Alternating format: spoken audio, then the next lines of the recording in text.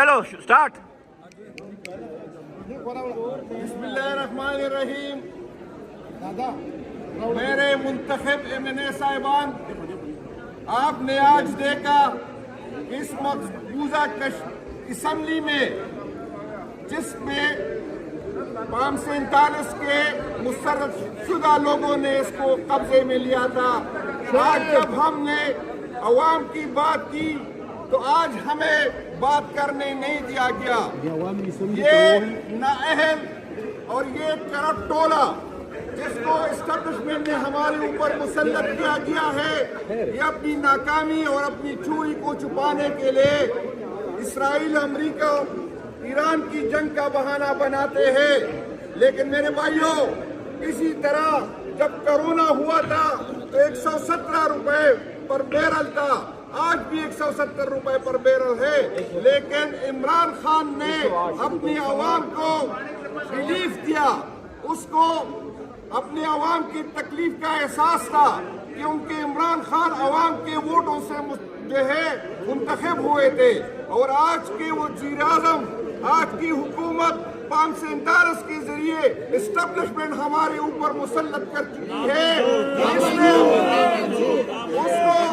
اس کو عوام کا کوئی درد نہیں ہے.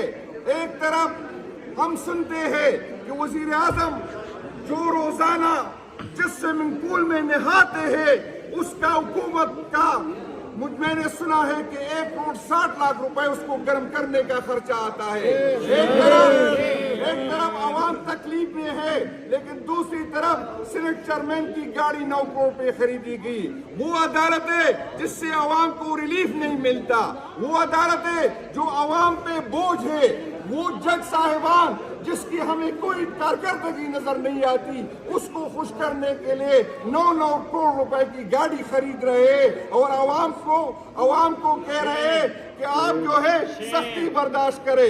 اس کی جو ہم پہ مسلط کی گئی چیف منسٹر صاحبہ، اس نے 11 ارب روپے کا جہاز خریدا جس کے پائلٹ باہر سے آئے ہیں، جس کی تنخواہ جو ہے 1 کروڑ روپے ایک بندے کی بنتی ہے. وہ اس غریب عوام نے پے کرنی ہے. ہمیں بتایا جائے کہ کس فارمولے کے تحت پیٹرول اور ڈیزل کی قیمت جو ہے 200 روپے میں بڑھائی گئی ہے. پاکستان تحریک انصاف عوام کے ساتھ کھڑی ہے. پاکستان تحریک انصاف روڈوں پہ ہوگی اور اسی فیصلے کو ہم مسترد کرتے ہیں. اور اس فیصلے کو ساتھ کھڑے ہیں وہ چاہے جس پارٹی سے ہے وہ ہمیں نامنظور ہے. ہم پیپل پارٹی کو یہ ثابت کرنا ہے کہ وہ عوام کے ساتھ کھڑی ہے یا ان حکومت کے ساتھ کھڑی ہے. یہ نہیں ہو سکتا کہ مراد لے، یہ نہیں ہو سکتا کہ فائدے لے اور پھر ڈرامے کرے کہ ہم عوام کے ساتھ کھڑے.